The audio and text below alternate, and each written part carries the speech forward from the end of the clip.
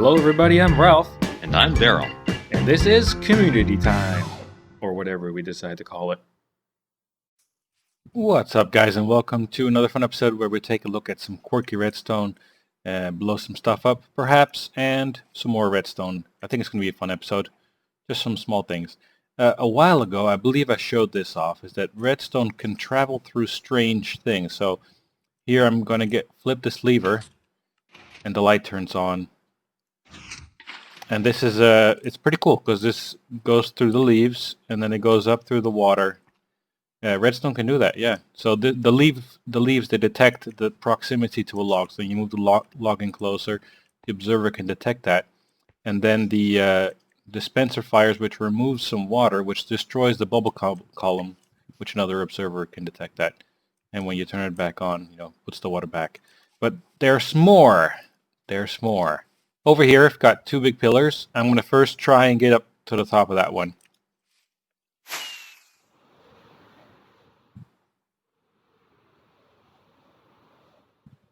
First try. Very good, very good.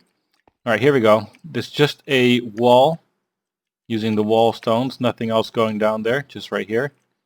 And we're going to turn that light on with this lever here. So I'm sitting on the glass. We can check the light. Click the lever. Light turns on. Light turns off. Now you might be able to see what's going on here.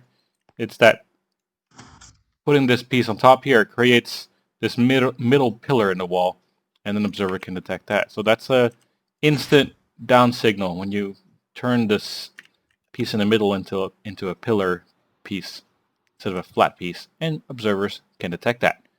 Next one, I've got a scaffolding tower up there, and we're going to turn that light on with this lever. It's not as quick. The light is on. And now the light is off.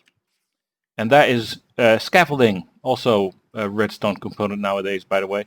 See how it's sitting on this trapdoor here, which means they are supported. But when I flick this lever, it becomes unsupported, and it's kind of hanging off of this. So now all these guys are updating their status of being like one block away from a supported block instead of being on a supported block. And of course an observer can detect that.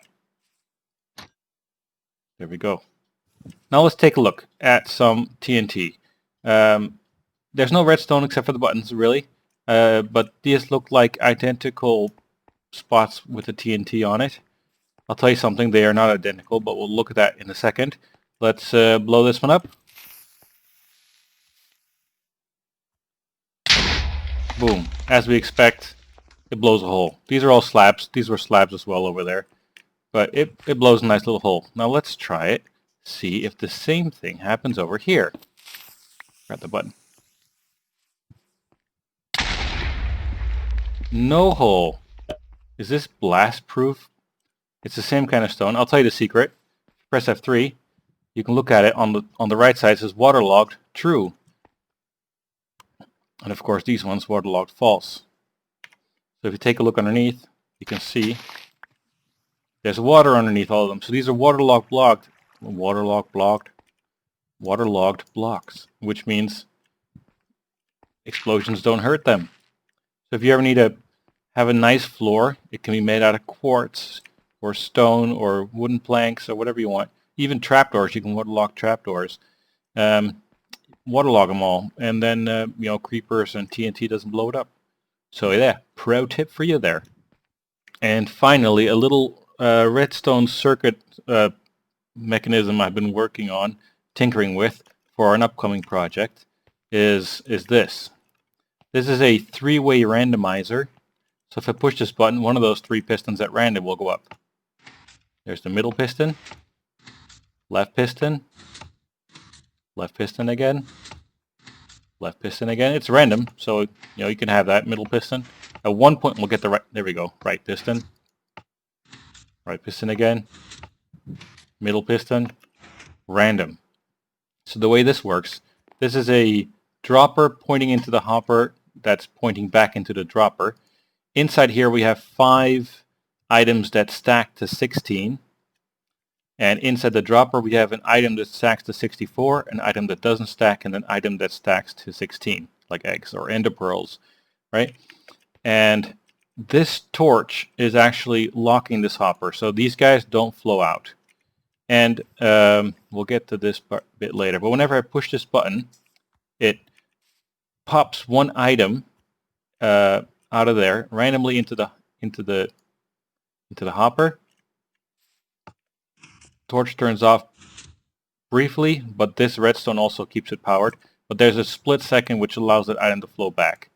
So when I push this button, one item goes in here, this gets the egg, and then it flows back and it gets locked again. This time it was the sword. There we go. Now let's look at the next bit.